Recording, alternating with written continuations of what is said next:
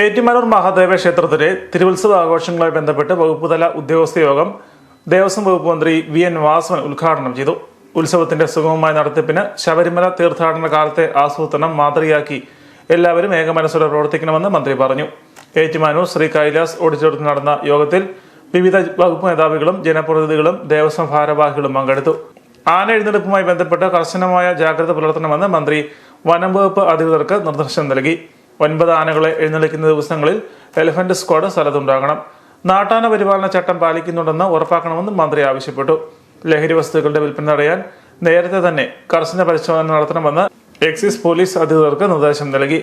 ഉത്സവ ദിവസങ്ങളിൽ റവന്യൂ വകുപ്പിന്റെ നേതൃത്വത്തിൽ ഏറ്റുമാനൂരിൽ കൺട്രോൾ റൂം പ്രവർത്തിക്കുമെന്ന് മന്ത്രി പറഞ്ഞു. 386 പോലീസുകാർ അടങ്ങുന്ന സംഘം 3 ഷിഫ്റ്റുകളിലായി ചുമതലയിലുണ്ടാകും. 7.5 പൊന്നാന ദിവസവും ആറാട്ട് ദിവസവും കൂടുതൽ പോലീസിനെ നിയോഗിക്കും. എക്സൈസ് ഫയർഫോഴ്സ് സംഘം 24 മണിക്കൂറും പ്രവർത്തിക്കും. ശുചീകരണത്തിന് കൂടുതൽ ജീവനക്കാരെ നിയോഗിക്കും. വഴിവിളക്കുകൾ പ്രവർത്തനക്ഷമമാക്കും. ഭക്ഷണ സാധനങ്ങളുടെ ഗുണനിലവാരം ഉറപ്പാക്കാൻ മൊബൈൽ ലാബും പ്രവർത്തിക്കും. ആംബുലൻസ് സൗകര്യം 24 മണിക്കൂറും ഉറപ്പുവരുത്തും. KSRTC കൂടുതൽ ബസ്സുകൾ സർവീസ് നടത്തും. തടസ്സമില്ലാതെ വൈദ്യുതി ലഭ്യമാക്കുന്നതിനുള്ള നടപടികൾ എടുത്തിട്ടുണ്ടെന്ന് KSEB അറിയിച്ചു. ജില്ലാ കളക്ടർ ജോൺ വി സാമുവൽ യോഗത്തിൽ അധ്യക്ഷത വഹിച്ചു. ജില്ലാ പോലീസ് മേധാവി ഷാഹുൽ ഹമീദ്, നഗരസഭാ അധ്യക്ഷൻ ലവ്ലി ജോർജ്, കോട്ടയം തഹസിൽദാർ SN അനിൽകുമാർ, ക്ഷേത്രോപദേശ സമിതി ഭാരവാഹികളും ജനപ്രതിനിധികളും യോഗത്തിൽ പങ്കെടുത്തു.